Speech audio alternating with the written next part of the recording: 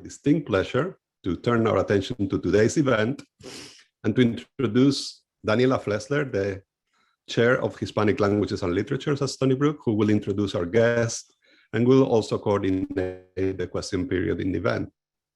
So Daniela, welcome, and you have the mic now, or you have the voice. All right, thank you, and welcome everybody. I'm happy and honored to introduce Paul Firbas today. Paul is Associate Professor in the Department of Hispanic Languages and Literature, and he joined Stony Brook in 2007 after working as Assistant Professor at Princeton. He specializes in early modern Latin American texts, particularly in epic poetry, Andean historiography, and transatlantic printed news.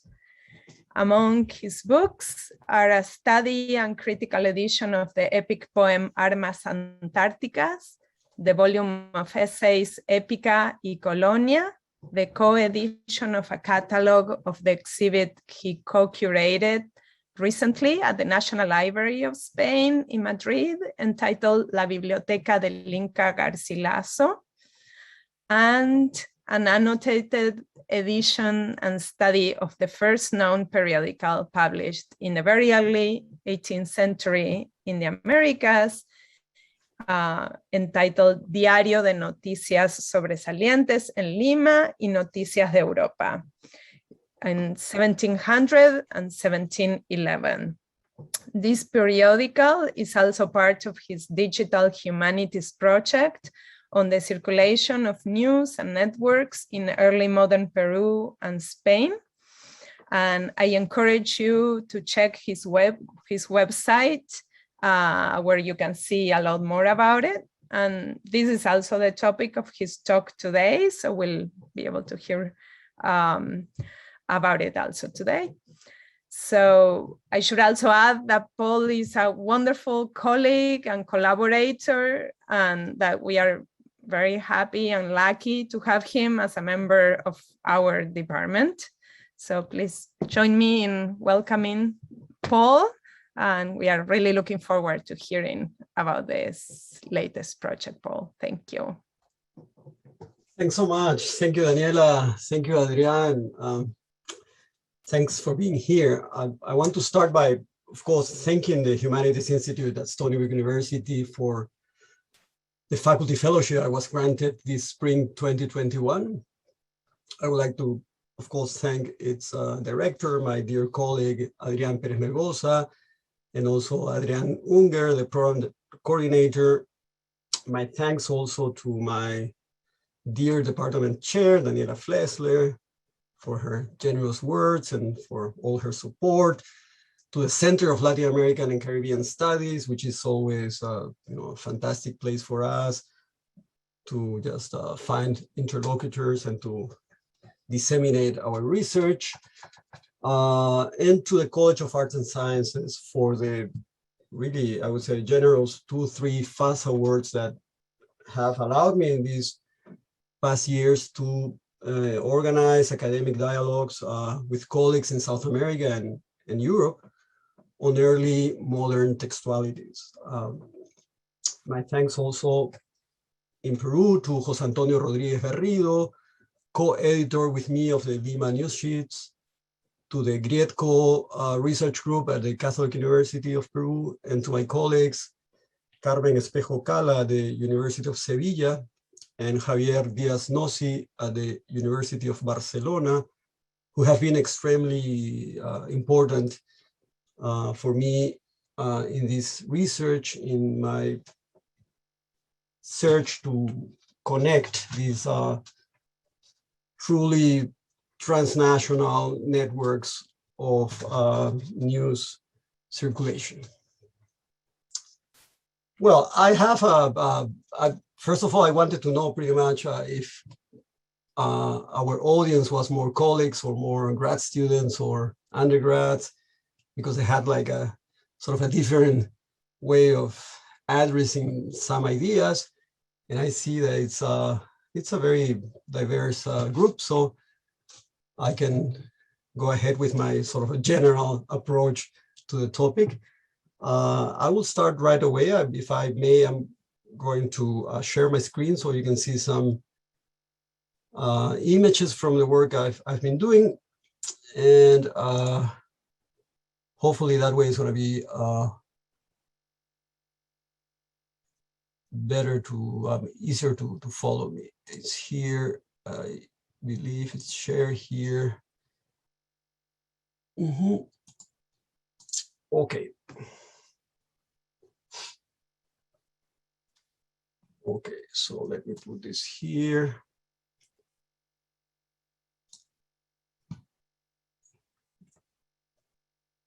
Okay, it's I'm going to be talking about transatlantic and colonial media culture. And my first short comment is that after some thinking about this, I'm starting to use both concepts as complementary approaches to the same problem. If we see locally the structure, the way the society works, it's pretty much colonial. But when we think about, as some of my colleagues in England call, we do a distant reading of this material. When you do the distant reading, it's certainly vice-regal culture, and it's certainly transatlantic culture, what we were talking about. So there is always a tension between local and global, between this transatlantic and colonial, that it's also part of my research. I will just leave this map here that shows, I will talk about mapping a bit later, but this map shows pretty much the most frequently mentioned cities in the documents, in the text, in this textual culture that I'm studying from the late 17th century to early 18th century. It's about 1699, 1700 to 1711, 1712 is pretty much the focus of my attention right now. And it has been in the last 2 decades, I would say, because we just finished the work of editing this 2-volume modernized edition of news sheets that will be, the first volume is already available to everybody on the web, but the second one, it's right now in the process of getting funding to be printed.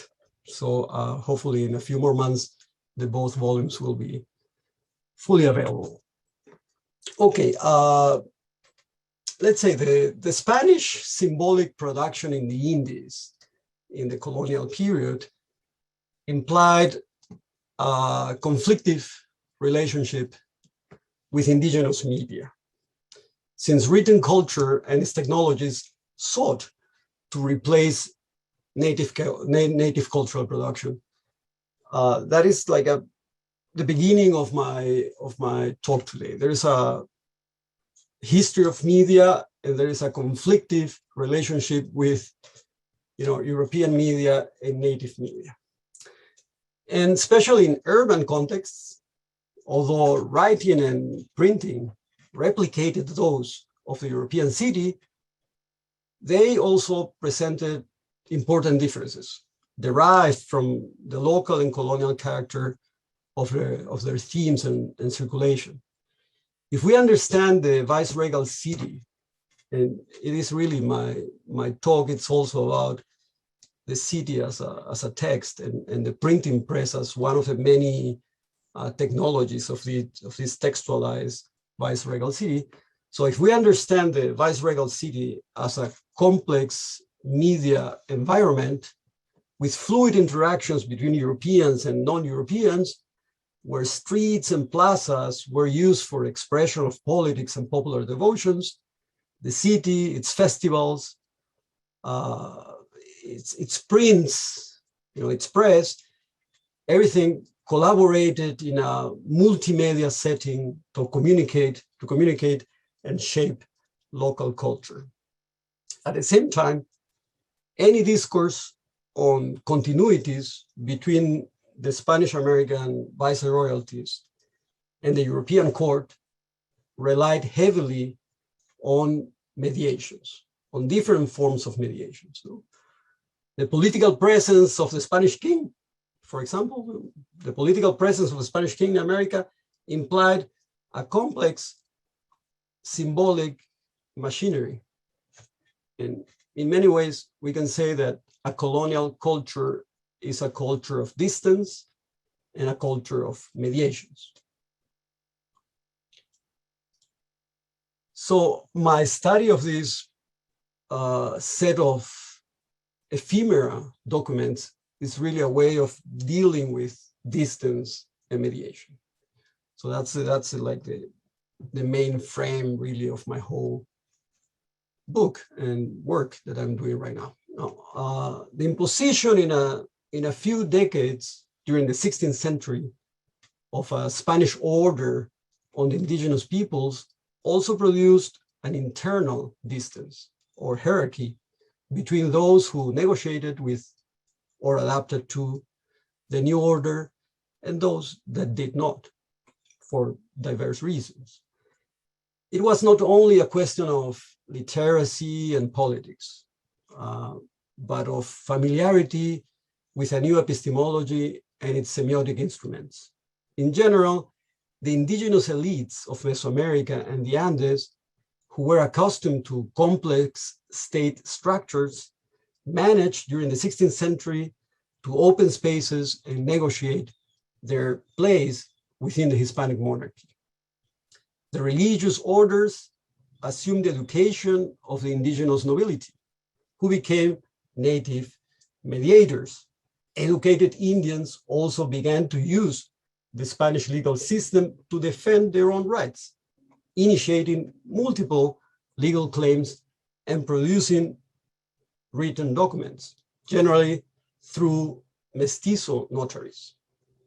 Indians who knew Spanish and the alphabetic writing system were called Ladinos, Indios Ladinos. And they could work as translators and assistants of the colonial ecclesiastical and civil system. In many cases, towards the end of the 16th century, the Ladino Indians produced manuscripts that left a record of new cultural forms, a product of internal migrations and social interactions in the new Spanish American cities. All these processes of distances and mediation produced a highly hierarchical society and a new cultural system of heterogeneous simultaneities with deep cultural gaps and communication barriers, but I think at the same time with great dynamisms. An example of this culture of distance and mediation, but also of its heterogeneous simultaneities, is the impressive manuscript of El Primer Nueva Crónica y Buen Gobierno that the Indian Felipe Huamampoma de Ayala finished writing and drawing around 1615 in the Viceroyalty of Peru. This is an image of one of his drawings. Among its more than 1,000 pages, the book includes the author's fictional interview with King Philip III, represented in an extensive textual dialogue and picture of himself, the Indian author, meeting the monarch in the courtly palace. This interview was the expression of a desired political presence, a constructed scene in which Huamampoma gives information and advice to the king to improve the local government. He identified himself as an author and used European and indigenous techniques to make the monarchical power present in the Andes.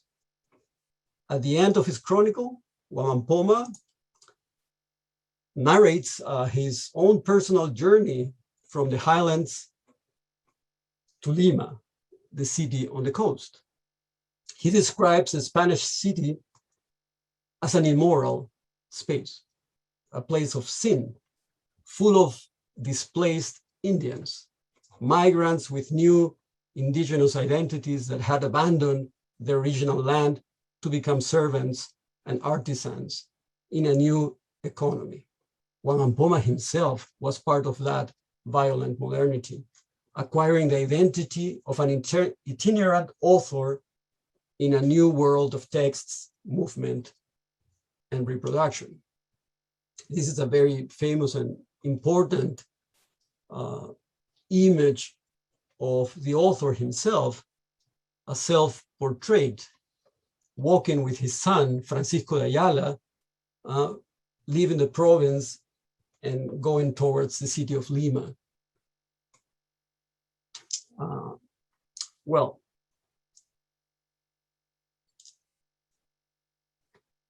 The European printing press in America, we should make a brief history of how the technology was established in the Spanish American colonies. The European printing press in America was established first in Mexico, and about 40 years later in the distant Viceroyalty of Peru. The printing press arrived in Mexico in 1539 through the management of the Franciscan Juan de Zumárraga and also the Kronberger family.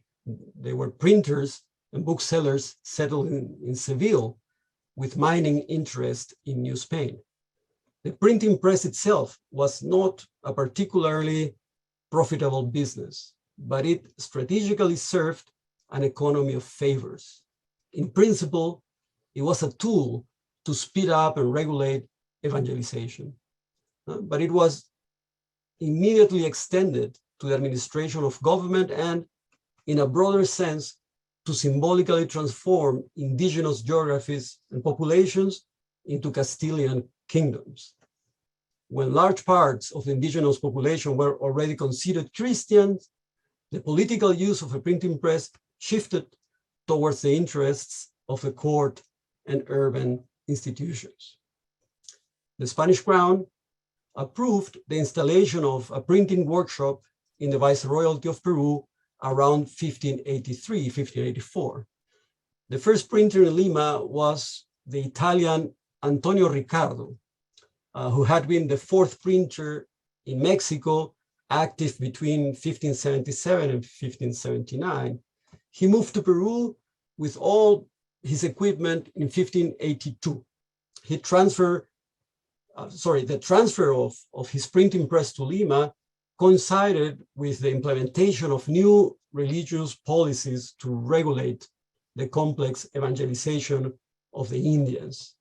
In this sense, the implementation of a new printing press responded to the efforts of the Jesuits in the context of the Third Council of Lima, celebrated in 1582, 1583, where unified texts were established for Christian instruction of the natives. The printing press became very much instrumental in that unification of a strategy, a unified strategy to evangelize.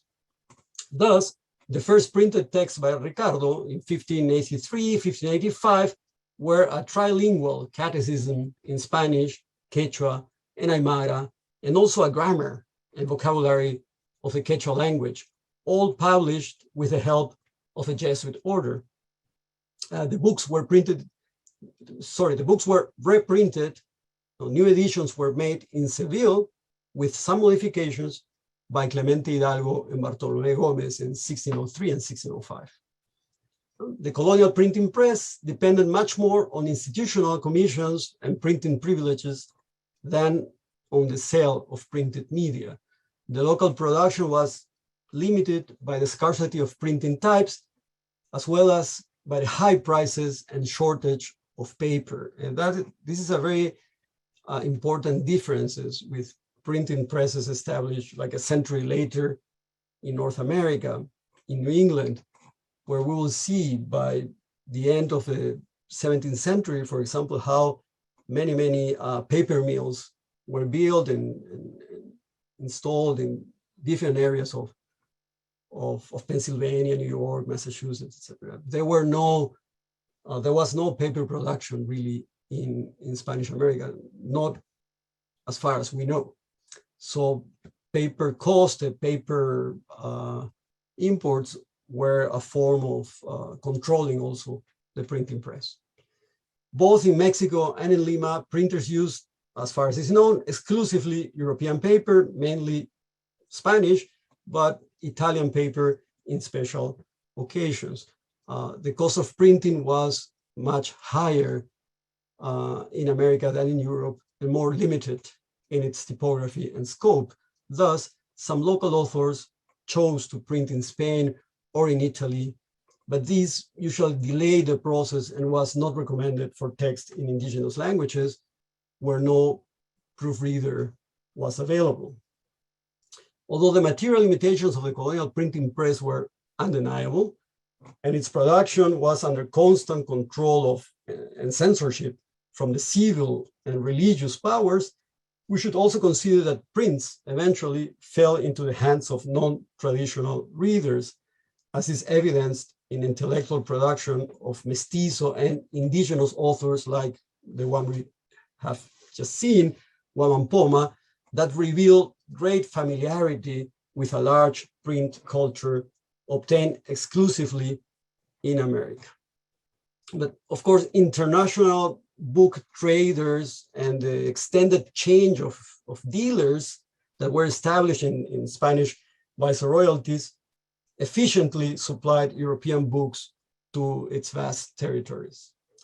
A famous example that I constantly mention of this very efficient distribution of literary novelties is the first edition of Don Quixote, the great novel by Cervantes, that was published in Madrid in 1605, and of which 72 copies were received in Lima in June of 1606, and they were distributed immediately in the highlands.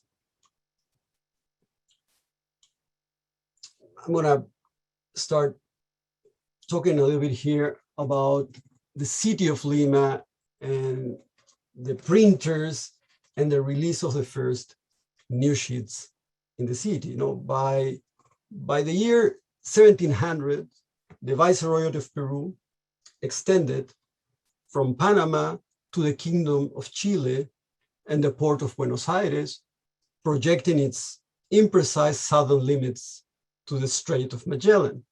Lima, the capital of the Viceroyalty, also known as the City of the Kings, was founded in 1535 on a fertile coastal valley surrounded by small indigenous villages and sacred sites, many days away by horse from Cusco, the center of the former Inca state. Building Lima next to the Pacific Ocean, to the port of Callao, was a strategic geopolitical decision that had great implications for the development of the Viceroyalty. In 1600, Lima had a population of about 15,000 inhabitants. A century later, according to a careful door-to-door census conducted in 1700, the population was close to 35,000 inhabitants. About 20,000 were considered Spaniards, a general term that presumably included mestizos, mixed-blooded individuals. About 11,000 were Blacks or mulattoes, both slaves or free inhabitants, and around 4,000 were considered Indians living in the city. The most impressive thing about this census, and I'm in the last 4 or 5 months, I'm really into reading not only this census, but another one that has an incredible amount of narrative material, not only numerical material. We are very fortunate that for the South American part, the census are very rich, actually much richer than for the Mexican Viceroyalty. But one of the things that really surprises any readers to see how house by house these census were made, and how very diverse population would cohabit in the same streets, where you would see Black people, Indians, Europeans of very high class, poor Europeans, more Indians, etc. Women being the head of their families, etc., etc. So you have a very accurate image of the true diversity of a city like that. And by the year 1613, for example, we have an extraordinary census just of indigenous population, which shows about close to 2,000 indigenous peoples from different parts of Peru and from different parts of the Americas, and also about 100 Indians from Asia, some of them named Portuguese Indians, others named directly Chinese. But you see also this intense internal migration, trans-Pacific migration, which is really astonishing. And this census, the 1613, for example, has a remarkable amount of narrative accompanying the numbers, because they tell you about not just their age, their sex, but they also talk about their labors, and sometimes they add little stories. So it's really fantastic. There are like fantastic, more than 1,000 vignettes of everyday life Lima. No? And that's what I'm trying to read. By focusing so much on ephemera, on this sort of non-monumental textual culture, I'm trying to retrieve a little bit of that sound, that noise of the colonial city. In the first 100 years of the Lima press, the city had about 20 printers. 5 of them were from the Contreras family. And this is a family I'm studying. And recently I just found a book published by Franklin Parks, an American historian, about William Parks.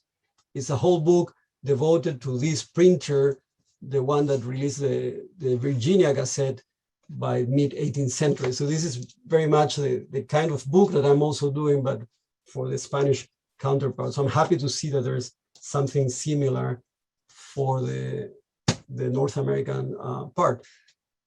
So there were at least 5 members of this Contreras family being printers in Lima during the first century of the colonial printer history.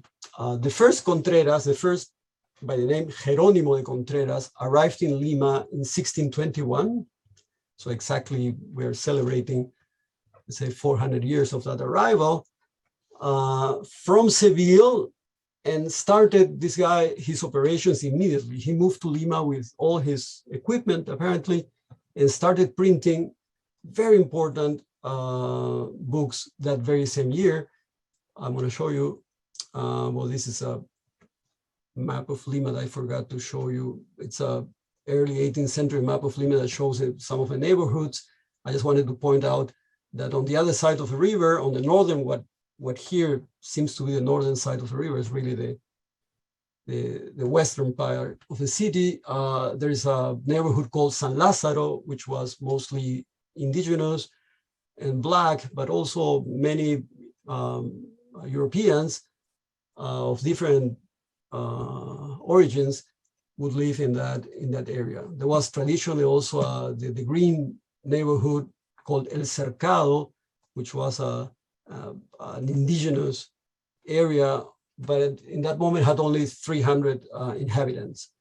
So this is quite a remarkable map printed in Paris in 1716, after Fressier himself traveled to South America. I also wanted to show you, if I have here, the first two books that Jerónimo Contreras printed in 1621. He stamped, indeed, these are 2 religious, remarkable books really for the history of religious history and the history of media also in South America. The first one is the Extirpación de la Idolatría, or Extirpation of Idolatries in Peru, by Jesuit Pablo José de Arriaga, which is a manual and a treatise on how to persecute and destroy indigenous idolatries. And the term idolatry really is condemned diverse cultural objects and diverse media used by Peruvian Indians. And the other one, also very important, is a history of the sanctuary of Our Lady of Copacabana, written by the Augustinian order and by this friar by the name Alonso Ramos Gavilan. And it's the story of how the Augustinians really turned an indigenous sacred geography around Lake Titicaca into a Catholic place of peregrination. So they sort of work with the space and the geography and turn it into something else. And this is a remarkable work by the Augustinians done in the 16th century. And the Virgin of Copacabana, the name Copacabana that we usually associate to Rio de Janeiro, Brazil, is really from Lake Titicaca and then extended to all that area. Now, these two books can consider, let's say, Contreras' initiation into the complex media culture of colonial Peru. But in the same year, this man in his shop was also printing European news in Lima, releasing news sheets and placing his shop at the service of the official authorities in Lima, showing that he came from Seville with a clear understanding of the news culture and industry that was in that moment, that very same year, 1621, is taken as the year in which we have really the first expansion, pan-European expansion in the context of the 30 Years' War of European news, printed and reprinted in many cities in Europe. Jerónimo de Contreras, this man that came from Seville, became the founder of a criollo, a locally born family of printers that remained active for 1 century, from 1621 to 1720, despite some interruptions. His work must be understood first as a transatlantic projection of the European context around 1620s, specifically of what was happening in Seville, Madrid, Barcelona, Valencia, and other cities where printers copied news and shared editorial strategies. And secondly, Jerónimo de Contreras' work is also an inflection in that European tradition due to the radical distance of Lima from all European news and supplies, and due to the local conditions in terms of labor, materials, patronage, and networks. Contreras' work represented the metropolitan culture, and through official papers and news, it represented the distant monarchical powers. That was at least the project, no? And he was active from 1621 to 1639. I think I have a slide of one of his first news sheets, this one here, News from Castile, that he started already publishing in 1621, but very, very few copies of these non-periodical sheets have survived. This is from 1630s. His grandson, Joseph de Contreras y Alvarado, was an active printer between 1689 and 1712.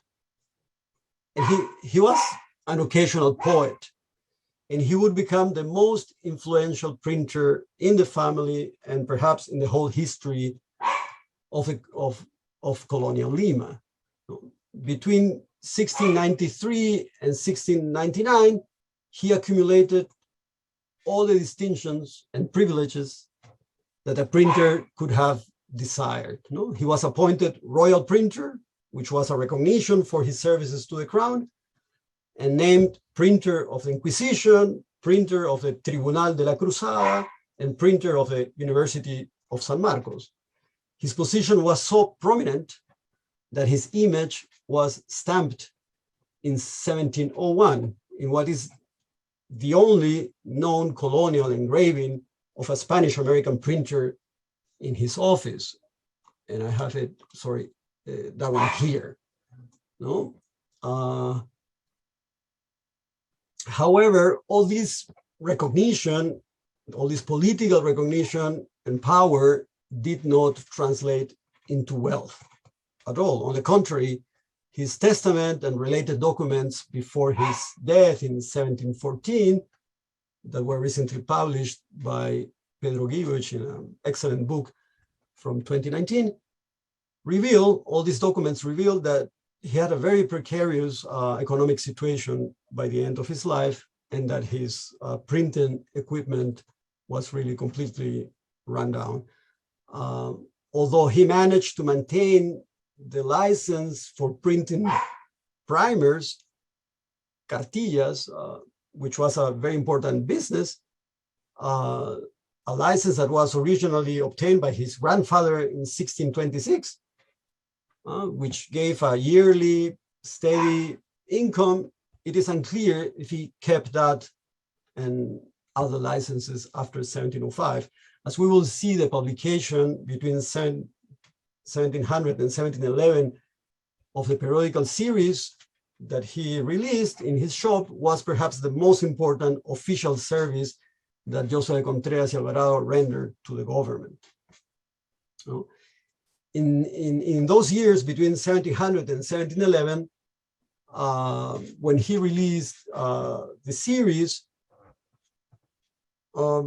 we as contemporary readers, we are able to identify all those news sheets as part of a group in a series, which is really an enormous problem, because most of the times what we have, the scenario that we usually have, and this is also a problem for librarians, is that we only know very few issues, and we have no way of knowing if those represented some sort of larger project.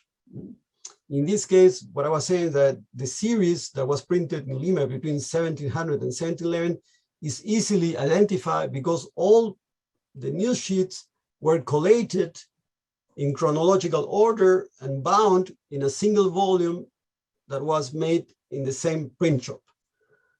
Probably conceived as a model compilation of the printer's services to the vice-regal governments, to the crown, to fill with the fiefs during the years of the War of Succession. The volume bears its own title page and its own title. I'm going to show you, sorry, I have here a problem with the order of my slides here. So the factitious title page of the 1712 volume that gathers more than 100 periodicals news sheets published by José de Contreras y Alvarado bears its own title that reads Diario y Memorias de los Sucesos Principales y Noticias Más Sobresalientes en esta ciudad de Lima, Corte del Perú. ¿No? Daily news and memoirs of the principal events and outstanding news in this city of Lima, Court of Peru. The imprimatur indicates that it was printed in Lima by Contreras with license from the royal government, and though no date is here stated, it was most probably made in 1712, and the date can be really implied from the periodicals themselves. The complete series is comprised of 72 issues of local news under the slightly variable title of Diario de Noticias Salientes de la Ciudad de Lima, Diary of Outstanding News in Lima, and 26 issues of European news, all bound in the same volume. The European news follow a more variable title of News from Europe with variations, but all published between May 1700 and December 1711. You know, the local news, the Lima news, were published pretty much bi-monthly. The periodicity was pretty regular, I would say, while the Noticias de Europa was printed more occasionally than periodically, depending on the arrival of avisos, the official news that came from Europe to America. There are no archival records, or are still to be found, of the reasons why the periodical publication of the Diario de Noticias, why this project actually started in May of 1700. We can assume that in the early months of 1700, the Peruvian viceroy, Count of Monclova, which was an old and very a man with a lot of experience, understood the need to use the local printing press to control the dissemination of news and the public opinion facing the imminent Spanish Crown crisis that would lead to the War of Succession in a few months. Therefore, it could be said that the Lima periodicals were born as an official or semi-official media for the control of information, and in that sense, they were part of this European news boom initiated by the war around 1700. However, viceroys were not just simple agents of the distant crown, but they were actual local negotiators dealing with local powers and interests. And those negotiations can be seen clearly in the editorial decisions of the news sheets. There is no information on the writers, on the journalists who really created the short news paragraphs or the longer and more narrative accounts that make up the Diario de Noticias. There is one interesting news case, though, in which the printer is depicted as a writer taking notes on a sermon. However, it is clear that the Diario de Noticias was a collaborative effort. High government officials and university professors must have participated in the editorial workshop on several occasions. We also do not know who selected the European news to be reprinted from Spanish gazettes, mainly from the Gaceta de Madrid, or who did the substantial editorial work of summarizing avisos, official news, and letters that were coming from different places and sources, and also adding editorial comments. All this work was very important in the final structure of the news sheets, of course. So despite its old types and simple page design, because it was a very simple printing press, these Lima news sheets reveal a dynamic and dedicated editorial workshop that deserves further study. For the purpose of this paper, the content of the Diarios de Noticias, the local news, can be grouped thematically. The most frequent news paragraphs contain short information, particularly obituaries. Obituaries on the elite residents of Lima and other important vice-regal cities.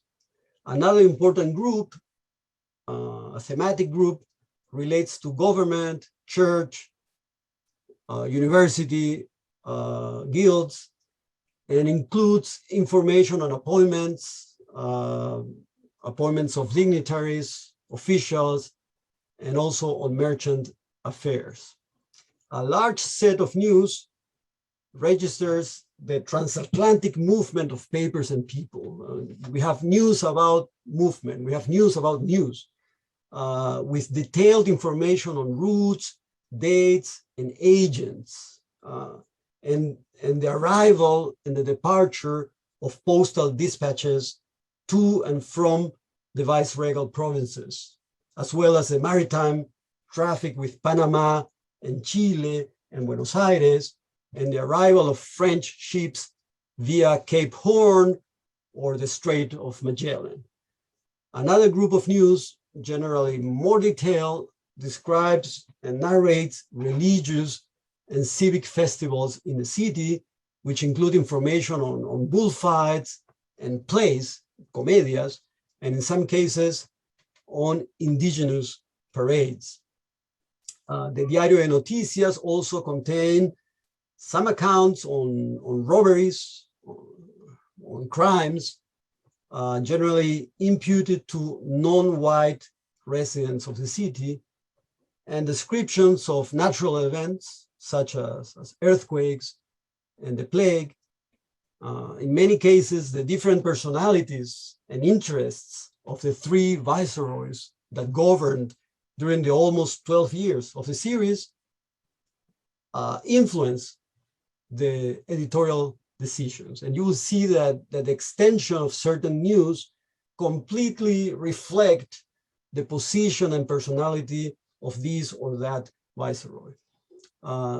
Due to their interest and narrative development, a few stories within the diarios can be seen as really as independent accounts of events that are sort of attached to the news sheets. Some example of these news with substantial narrative content include, for example, the first arrival of French ships to Peru in the year 1700 that were carriers of official Bourbon letters. The Bourbons are the new French dynasty that was going to govern Spain for the next century, that were sort of friends and allies in the War of Succession, but they were also involved in illegal commerce in Peru.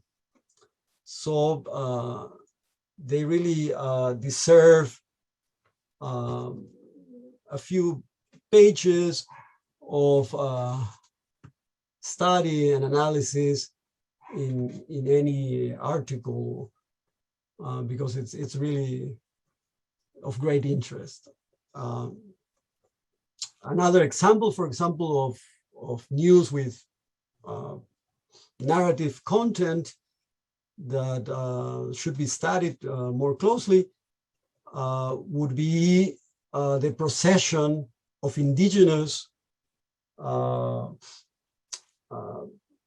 parade in the popular neighborhood of Malambo, which I show you briefly in one of those maps, that then moves to downtown Lima with a spectacular participation of caciques from the coastal valleys, disguised as pre-Hispanic rulers. And there's also a fantastic and very lengthy story of a robbery of a chalice and consecrated host from the Lima Cathedral, which is really narrated in the moment when the Viceroy and Bishop Ladrón de Guevara assumes government. I'm checking my time. So the content of the Lima Periodical News Sheets depended really on a steady transatlantic circulation of trustful information, and of course on postal services connecting distant points in the South America map. Lima operated as a news hub and a center for European culture in the Southern Hemisphere. The Viceroyalty of Peru had a well-developed postal system, though it remained still insufficiently studied.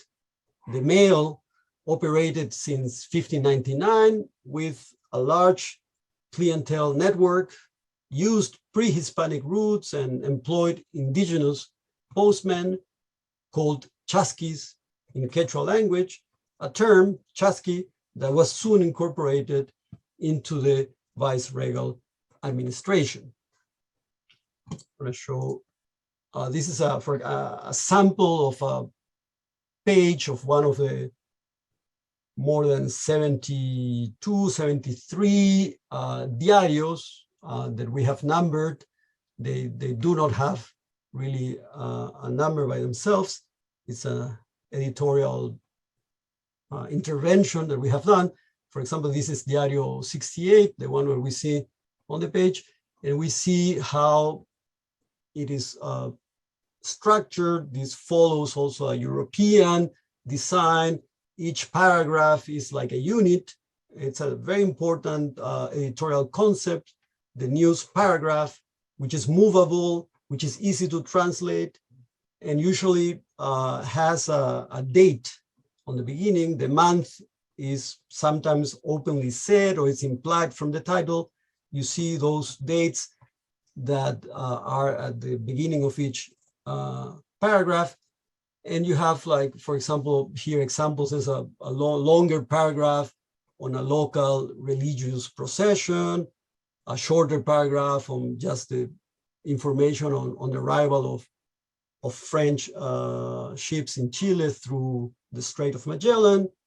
There is one medium paragraph on city life, on the visit of the Viceroy to the Colegio Real, to this sort of college that was in a way part of the University of San Marcos. And at the end, there's a very short information on the death of an important person, an obituary. And it could be very much like this, but sometimes it really surprises you with more narrative, extended news. And we approach this material pretty much as an archaeologist, trying to get pieces to reconstruct really a larger image, in my case, of not just the city of Lima, but of a city of Lima connected really in a larger South American map in a transatlantic scope. Something, if I have still a few minutes, about the roots and the structure. While the arrival of European news to South America through the Caribbean, usually from Cadiz to Cartagena, would take about 2 months. Usually from Cadiz to Cartagena, you would see that it's about 8 weeks. The journey from Cartagena to Lima via Portobelo and Panama, or through Santa Fe, Bogota, and Quito, could take even longer, usually about 4 months. Constant piracy and warships in the Caribbean gradually made the southern maritime route more appealing. Therefore, the Argentinian, the Patagonia and Chile route would significantly increase its traffic in the 18th century and consequently make the port of Buenos Aires a regular stop in the circulation of information between Madrid and Lima. Dispatch from Cadiz to Lima via Buenos Aires would take about 4 to 5 months to arrive, about the same time or shorter than through the Caribbean. But the southern route was navigable only between November and March. So the land route between Buenos Aires and Lima via Potosí, Bolivia, could take from 2 to 4 months. We can see what I was saying here in this map. You have the standard, you would say the usual 16th century successful route was from Cadiz to Cartagena, Cartagena de Indias, then to Nombre de Dios, later Portobelo, Panama, and then through the Pacific Ocean to Lima, to the port of Callao. However, for many reasons, sometimes between Cartagena and Portobelo was quite a dangerous navigation due to English presence mainly. So the Santa Fe, the inland route with its own risks would be preferred. And as I was saying, also the Buenos Aires, and from Buenos Aires through Cape of Horn to Chile became more and more an option. And you clearly see how Buenos Aires begins to grow from 1699, 1705, 1710, and becomes more and more a place, an important place and a point of reference. And later, of course, it would grow into much to a city. You know? I'm going to skip because I would like to leave some time for a conversation, but I would like to say that the editorial process of selecting and validating sources is perhaps one of the most opaque, obscure, difficult things to study, but one of the most interesting at the same time. It sometimes becomes visible through some editorial comments.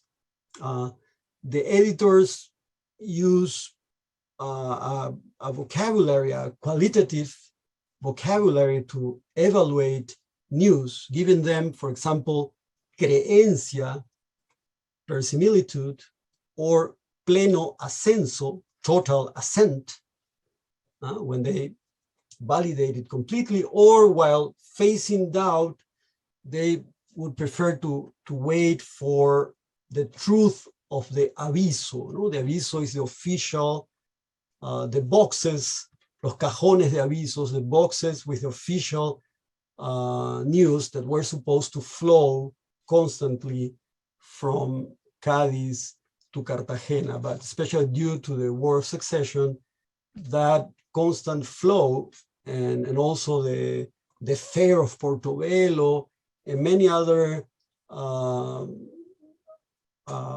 activities that had like a regularity in the colonial calendar were interrupted. So the publication of the Lima News Sheets is also like a response to those interruptions, to the non-circulation of official news and the necessity to open new channels and produce official news from unofficial sources. I would like to finish with some final considerations. The 1711 Lima periodicals seem to confirm that the city of Lima acted indeed as an information node, a hub for the whole region. With relative autonomy, the city played an important role in the network of multiple interconnected centers of the Hispanic monarchy. And this also confirms what some historians have been working lately to reconceive the Spanish, especially the Habsburg Empire, as not as a center with peripheries, but as a complex structure with multiple centers. And the case of Lima and the Lima Press shows clearly this sort of behavior. Lima periodicals express the local need to manage distance, not only for practical political reasons, but to consolidate its own sense of community. The city powers and its various agents saw in this new public printed space an opportunity for their own agendas. Commercial interests may have directly intervened in the publication of the Lima periodicals. The numerous news about contraband in Peru, about illegal commerce, along with the Crown's interest in the reactivation of the official Portobello Fair, suggest that the powerful Lima merchants, whose tax contributions were crucial in the Spanish state economy, were directly involved in the development of these stories, this news. In other words, the news about the French commercial ships arriving to Peru ports through Cape Horn and the local efforts to police them may have been intended for readers, not in Lima at all, but maybe for readers in Cadiz or even in Northern Europe who had direct commercial interest in Panama or Lima.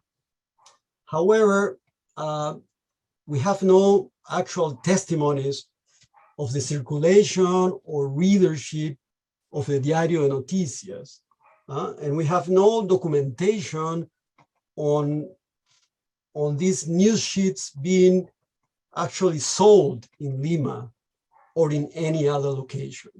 There are a few separate issues that are in one or two repositories, libraries in Europe, but we still have no documentation on how they circulated, and for example, how many copies were printed is something that we do not know right now.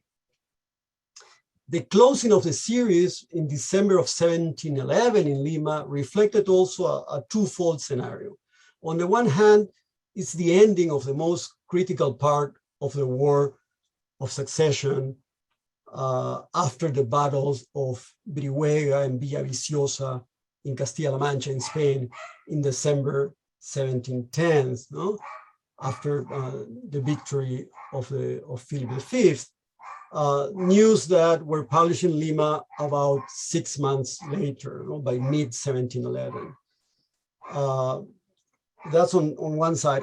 On the other hand, also the closing of the series reflects the weakened health of the printer, Joseph de Contreras y Alvarado. No? The end of the war would eliminate the context that ignited the periodical production, while the retirement of Contreras, of the printer, would not only signal the dissolution of the family shop, but certainly of a set of negotiations and patronages woven around his important figure. After December 1711, we have only indirect information about periodical series printed in Lima.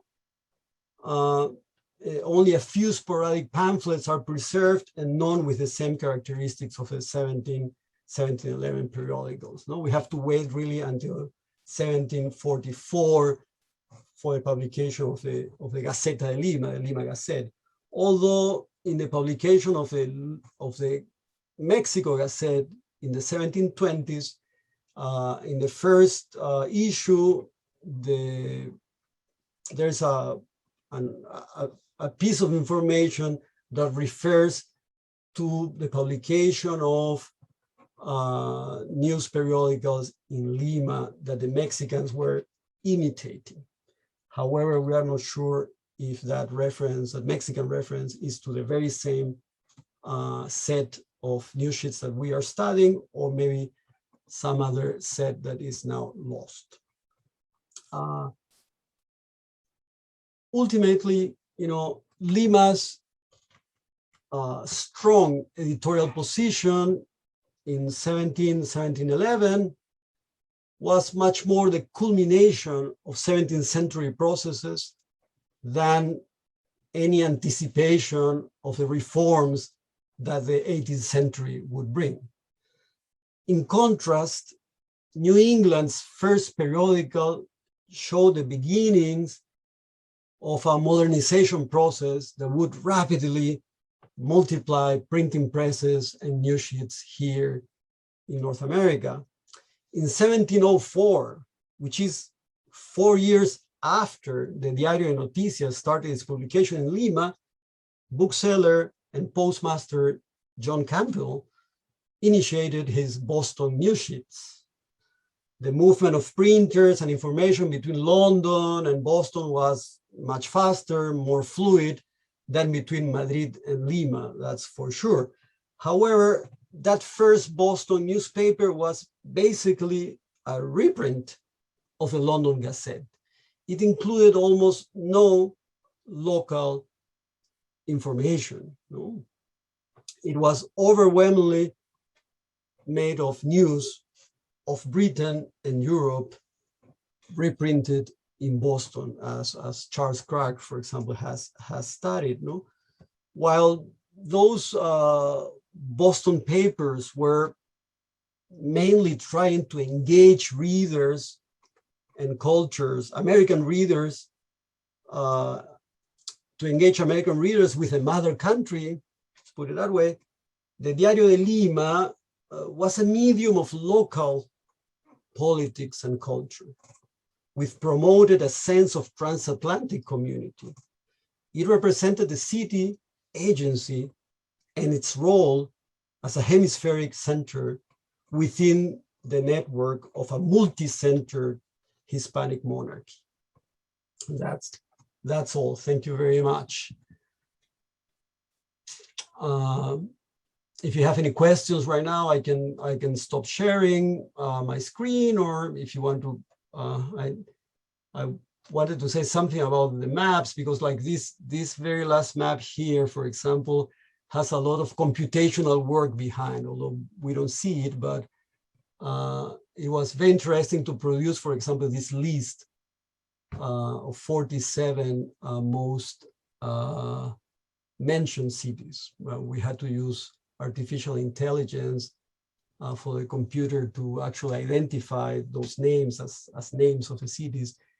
And one of the things that we realized is we don't have a corpora. We don't have, a good corpus of old Spanish journalistic material that can be used with artificial intelligence to really study properly these material. So we had to use contemporary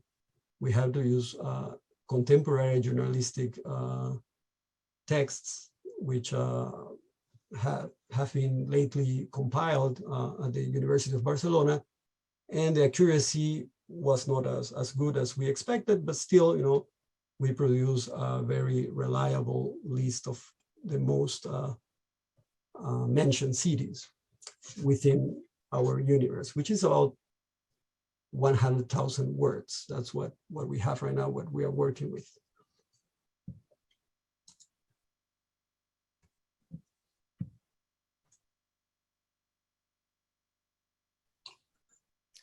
Thank you so much, Paul. I wasn't sure, Adrian and Adrian, if you wanted me to organize the question part, but I don't know if anybody has a question and wants to unmute and ask it. Joseph? Yes, raise your hand and go ahead. Joseph, you seem to be. Hi. Hi, Joseph. Oh, this was such a wonderful presentation. I'm riveted by this circulation, and I think my question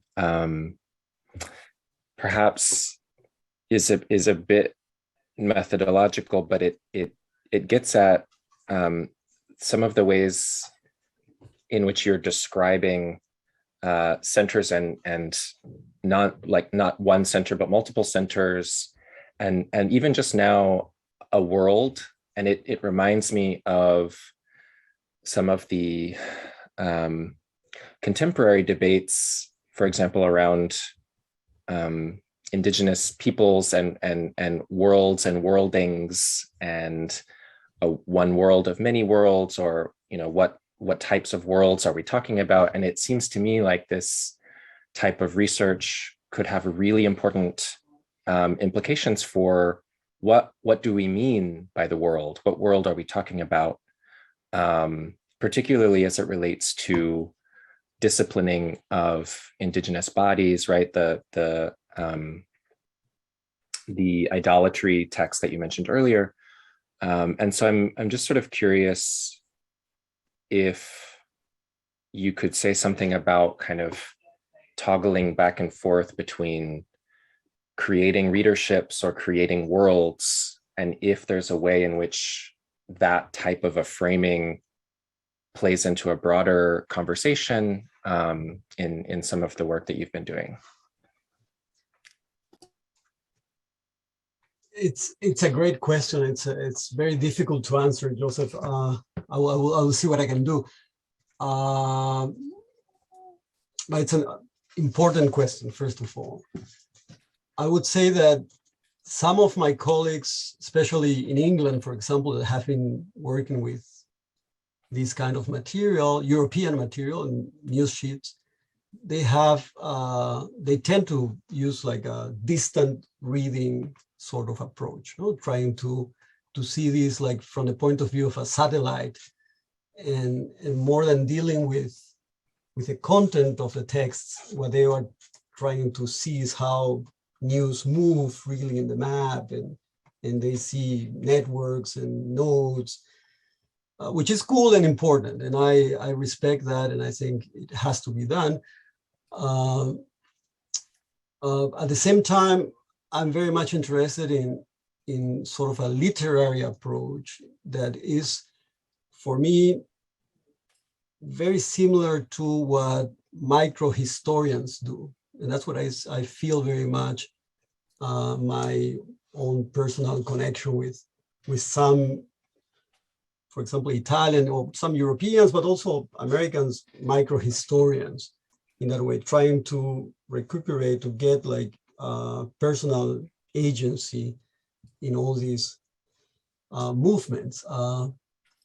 So what you see really before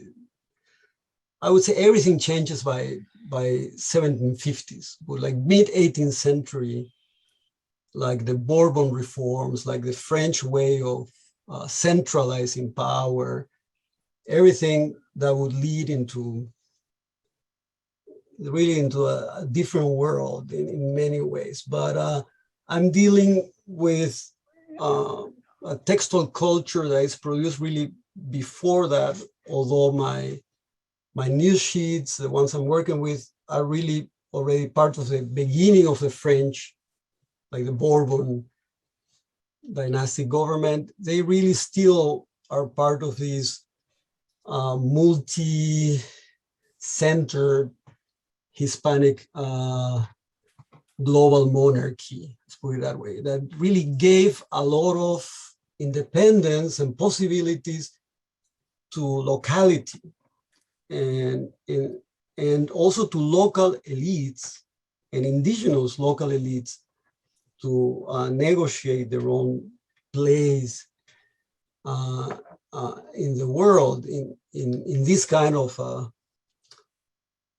special version of a globalized world. So, of course, I could sort of start, maybe try to answer your question also by referring to this Mappa Mundi that Wamampoma himself drew, imposing his own version of the 4 parts of the world, the Tawantinsuyo, the Andean sort of cosmovision, on top of a mathematical sort of Mercator European Renaissance map with a grid, you know? But he had a fantastic way of understanding nations. You know? He was okay with the Spanish monarch, but he would stay there. You know, that's Castile. You have Angola. You have the Indians. You know, the problem, the real problem, is mixing, and that was really for Wamampoma the issue. And he was a victim, and he was also a performer of modernity. You know, his self-portrait of himself as an author, for example, is a fantastic, super modern, although he would suffer completely because of that. He didn't want to be that displaced man, but he was that displaced man. And those Spanish cities were really creating a very violent modernity but it was, you know, a very dynamic world of movement from what it was in the past, a very stable and also could have been suffocating, you know, world. So a lot of, you know, indigenous peoples found really action and reinvented themselves as artisans in those new Spanish cities. And those are the guys that are, I just found this, I'm reading right now this manuscript, this census manuscript, which is like, imagine, Joseph, it's about 2,000 paragraphs, and each paragraph is a little story of one Indian. No? It's like, come on, and this thing has not been really published, really, it's there. So it's one of those things that, well, I have to go and work, but I have to finish this book before. You know? But well, that's my answer. I'm fascinated by the possibilities, and thank you for the question. Thank you, Paul, for the wonderful talk. I have a question, but if anybody else also has a question, I could defer to someone, although I want to ask mine, but anybody else wants to ask? Adrian has his hand. But yeah, well, I'll ask my question first. I was wondering if anybody else from the invited people, not the host. But okay, I'll ask my question quickly, and then maybe if you want, maybe we field questions and then you can answer all of them, right?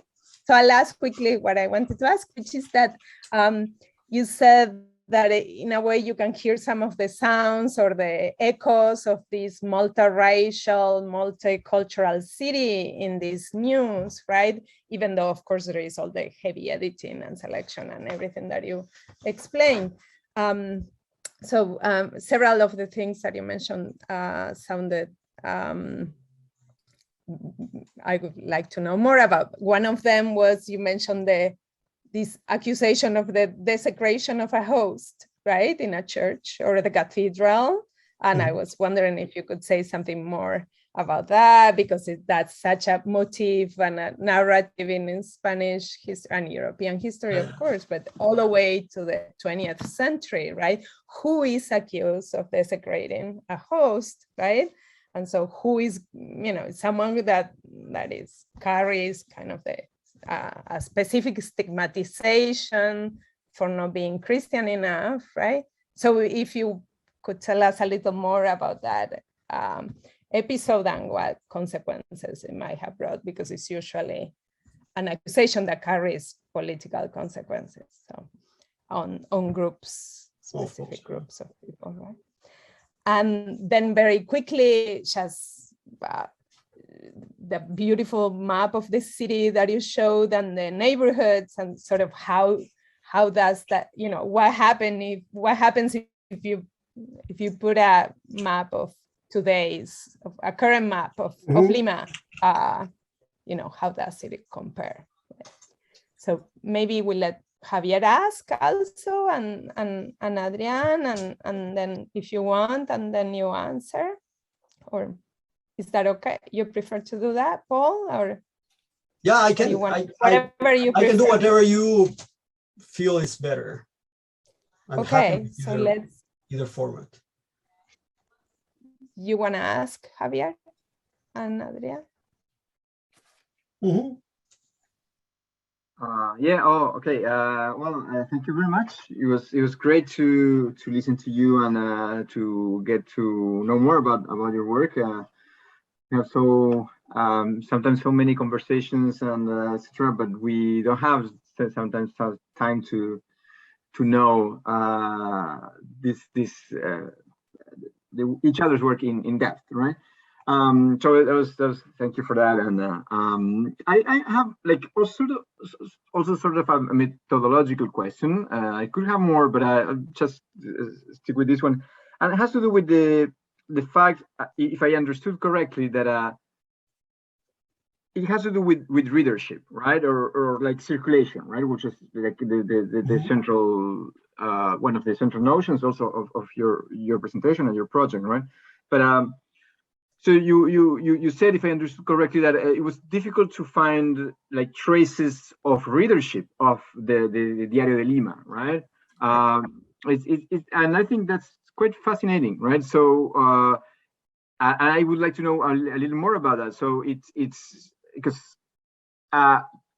so part of the notion also of the multiple kind of centers, right, of the empire could also imply that circulation was not one way, but the things circulated in different ways. So absolutely. So but it's absolutely. So what I gather is that mostly what you know about the readership of the Diario de Lima, you know it because of the diario itself, right? So the kind of news that were there, the kind of like voices that would like in a way filter, right, or the obituaries, right? So these were the people who were actually reading. So just to, you know, like a reflection on that, like is this kind of a total absence? Is an absence in Europe? Is an absence also in the Americas? So no traces in like other cities of those places you were mentioning in the maps, right? For example, and do you think, are you expecting to find or looking for these kind of traces or of like, you know, in where do you think you could find something if it's possible, right? That's an excellent question. I can answer now, or there's one more by Adrian. Do you want me to answer these two, Daniela? I don't know. Yeah, go ahead, Paul. Or okay. Yeah. Okay, I'll start with, let's say, Javier's question right now.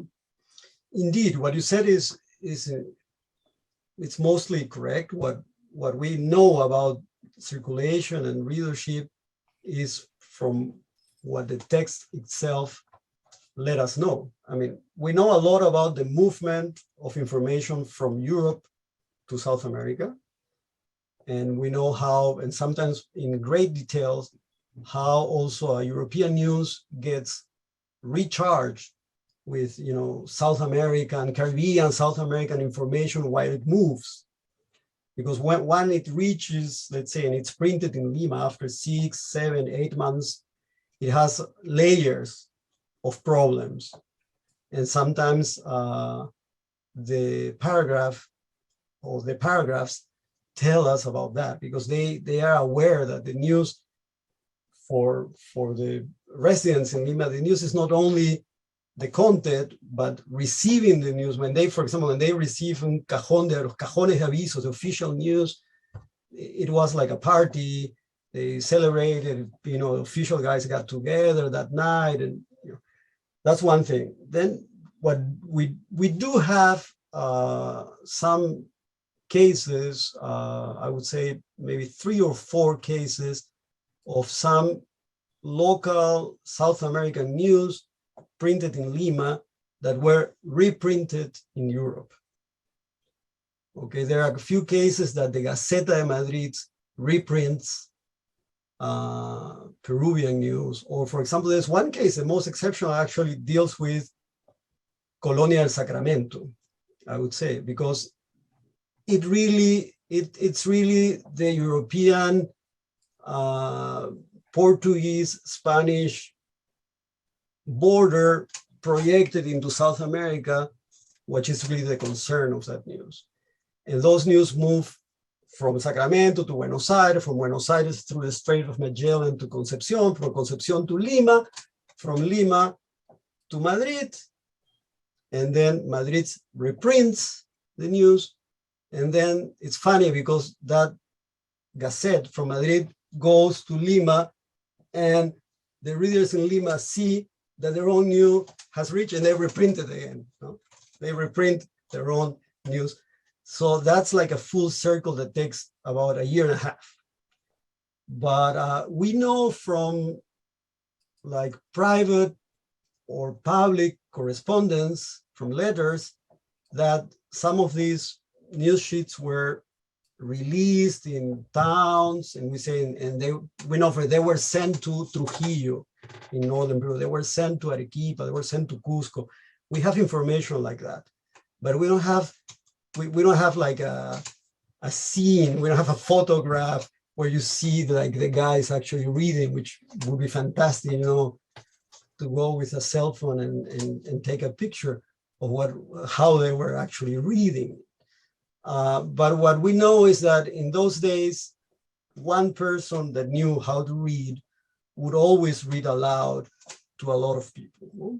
And although we didn't have those coffee places and taverns that were so important in the history of news in England, for example, and in Holland, we do have like the local versions, the chicherias, or where people also got together. There were certain like mestizo settings in towns that I'm sure that would be used also for the reading aloud of news, but it's hypothesis. We don't have a description of that actually happening, but we can imagine that it happened. Although I would say that I also believe that some of those local news were intended for European readers, a few of them because of a sort of a commercial issue that was going on. But it's also an idea.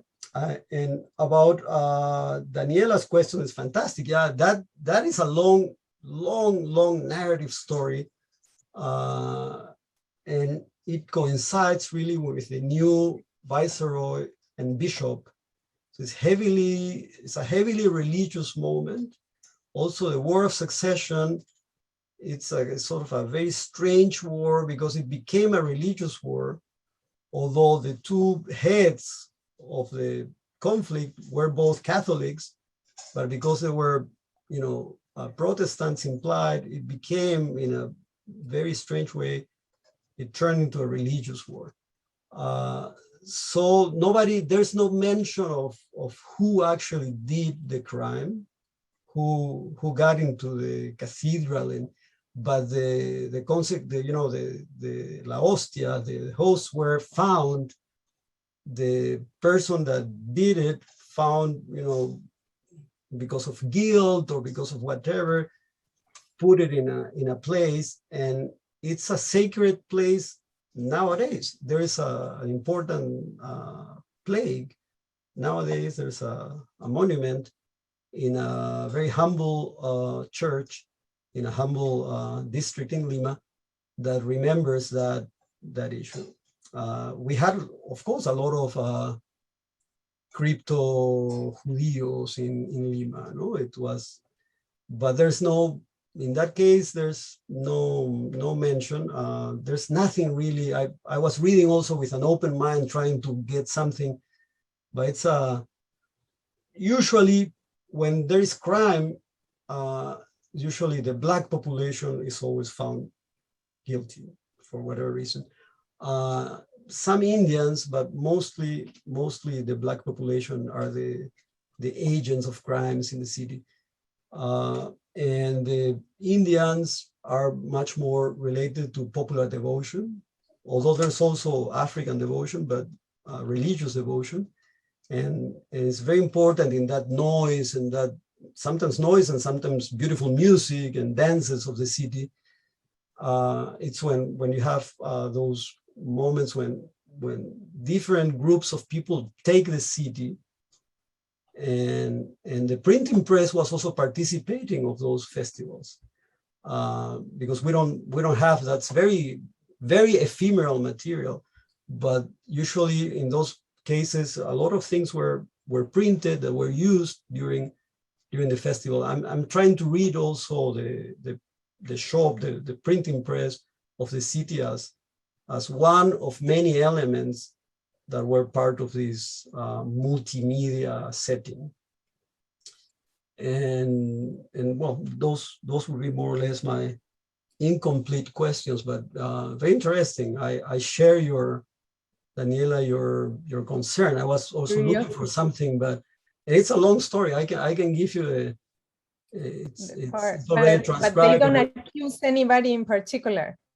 There's no particular accusation. In that case, there's another, there are a few cases of crimes that happen in the church, no? And they rob jewelry, and they rob sacred jewelry. But it's interesting because obviously there is a population there, and of course the Inquisition was very active in that sense. And as I said, this printer was also the official printer of Inquisition. Right. And he released a few autos de fe. Yeah, thank you, Paul. And so Adrian can ask his question, and also Kevin wrote a question. Excellent question. You want to ask? Yeah, thank you so much, Paul. But fascinating. Many questions come up to mind. I actually had a similar question to Javier about, in a different way, about this transatlantic flow. If it actually went both ways, you kind of answered that. It seems that it's more in one direction than the other. Yeah, absolutely, yeah. And in that sense, the map that you present really is kind of a materialization of an imaginary community that is being formed, that is intentionally being formed. But I was thinking about your general approach, which I find very fascinating and very, very suggesting and telling about colony as distance and mediation, or the experiences of colony as distance and mediation, which I was thinking, and this is something that, it's going to set up some kind of a binary opposition that is ready to be destroyed. But I was thinking about the difference about the approach of Juan Mampoma and El Inca Garcilaso, in which the perspective they have is one of friction, proximity, interpretation almost. And I was thinking if that is something that is different between the European Creole printing presses and the indigenous authors that experience colony in a very different way. That was my question. No, that's a great question and comment. I would say that, Inca Garcilaso's view would be much, much closer to the Creole printing press I'm working with. Well, Mampoma would be a difficult character around that printing shop, I'm sure. Although he got trained, he was a Ladino, he knew how to write very well and read, and was very familiar with the printing culture. It's not, I mean, he would not be happy with my map. Or Mampoma would not approve my map. I'm sure that he would correct it, and he would say, no, this is, I mean, it would be a map of disconnections. It would be a map of disconnections and I don't know, I mean, he believes in some sort of connections, but would be like at a different level, not at a historical human level, maybe.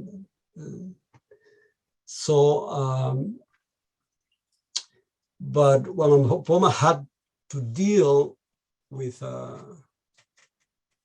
very violent, as I constantly say, because I think it's the only, I don't find any other way. We had also with Benny Chueca many discussions about this violent modernity. Remember that when he was writing his dissertation on baroque 20th century, 21st century. But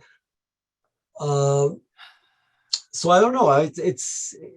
It would be in that direction, Adrian. It's a very good observation and critique in the best sense. And to me, what Mampoma's position is,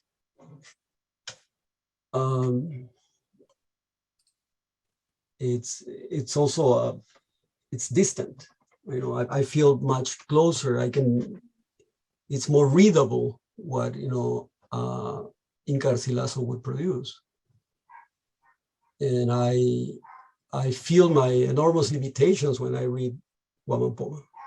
And I put it that way. I say, well, but I see what was happening. You know, he approaches a city, and it's an awful place for him, but it's still the place where he needs to go.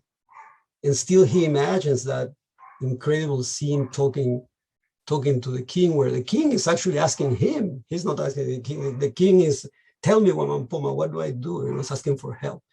Wamampoma is telling.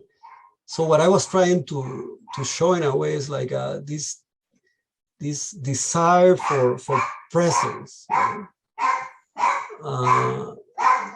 The press, when you print anything, that's my dog driving me crazy. It's the dog. But when you print, the printing press is not only doing what we know with the press, but I think in a way is creating symbolically presence. And Wamampoma was, writing his manuscript. He's not printing, but he's also creating and visually a space, a presence that he knew it was impossible. He knew, or for him, he knew he was too old, But other younger Indians actually traveled to Europe. We have more and more information about, there's a wonderful book that was released 1-2 years ago about cosmopolitan Andeans, all these, intense traveling from mid-16th century of indigenous people for different reasons to Europe, and how they stay, they come back and forth, and they stay longer, they go with different commissions. Sometimes they sort of go with their own money. They don't wait for funding and for, they just pay their own, because they wanted to go there and they wanted to see, so maybe Wamampoma, but the moment when he writes, he's very old, and he knows it's not his time anymore. But younger indigenous, more open to interchange, more open to accept mixing, which is not the case of that first generation of Latinos, which represents Wamampoma, would be more open, more, and they would perhaps, see my map in a more positive way. I don't know, but well, yeah, I wanted to make sure before thank you, Paul. we need. Thanks. I was gonna say that Kevin wrote a question in the Thank you, Kevin. chat about manuscript annotations as a way to study readership. Exactly. Right?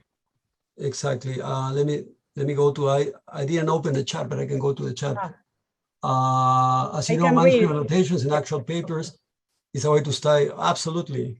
Of course, Kevin. I'm still waiting for something like that to happen, in the sense that I'm looking, searching everywhere, but I haven't found so far any annotation that would directly refer to. What I have found, which is interesting, is a footnote, in a printed footnote in early 19th century book published in England, which possibly reveals how this book that I'm studying, this volume, arrived, how actually moved from South America to London. That is, it's not exactly, readership in its time, but it's how it became, again, in a very particular moment in the 1820s, it became also, especially English, and this is also a man of business that travels to Buenos Aires and then goes to Lima and buys many books. And apparently this is the guy that actually got the volume from Lima to London, and then was sold in London, because it's now in the New York Public Library from late 19th century. So that's as much as I have seen, but nobody,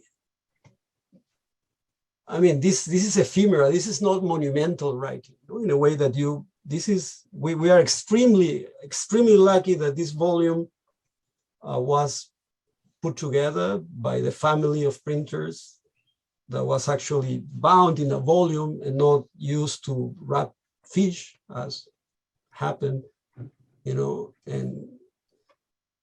all these, incredible material is usually lost. So we are extremely happy to have this, and it would be fantastic to find any sort of readership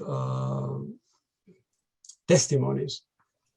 So I'm open to that, but I think what we have to do, and what I'm doing right now is I'm reading more documentations, legal official documentations from the viceroys, and sometimes the letters of the viceroys and the legal procedures, juicios de residencia, they give a lot of information on this kind of material that was printed and disseminated. Sometimes they just mention it because of problems, because it was problematic or whatever.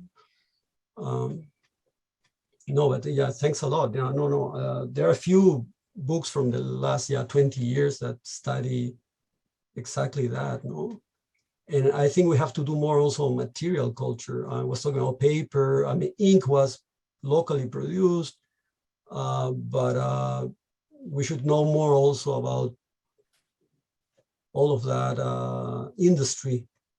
And the more we know, I'm sure that more local agents will show. That's for sure. When we see, for example, closer, when we look at any religious festival closely, when we have access to any sort of detailed account, we see more and more non-white people participating in incredible ways. No? One of them, for me, perhaps one of the most beautiful examples is one description that says, and the float was moving and nobody knew, but there were like 50 Indians behind it moving it. That's exactly the reason why it moved, because the guys were behind, moving the float. Yeah. And that's the account. That's the account that would eventually reach the printing press. But the performance in the city was a different story.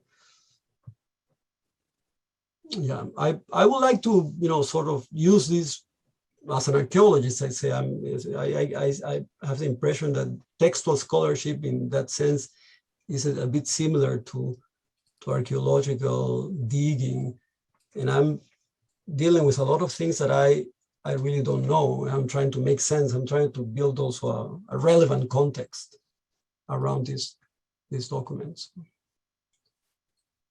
Yep. Thank you, Paul. Thank you so much. I think some people had to leave. But thank you so much for the wonderful talk. You have some messages there. Yeah, I know. I was reading Joseph's message. I didn't know that, Joseph. Thank you. That's pretty cool. Yeah. There's a few sort of studies about the transition from a written syllabary to the sort of indigenous process of creating their own printing press characters in 1825, like apropos of material culture, and like how does a community that doesn't have a printing press invent its own method of printing? And do you know if those were actually metal types? Yeah. Yeah. Wow. Yeah. Wow. I can send you a couple of references. It's not exactly, what you're talking about, but like about the material culture, because there has been a bit of study about the Cherokee printing press, because it was the first printing press in the United States to be printed bilingually in English and in an indigenous language. And it was, and they're celebrating the 200-year anniversary of that. Oh, that's great. And stuff. So yeah. Super cool.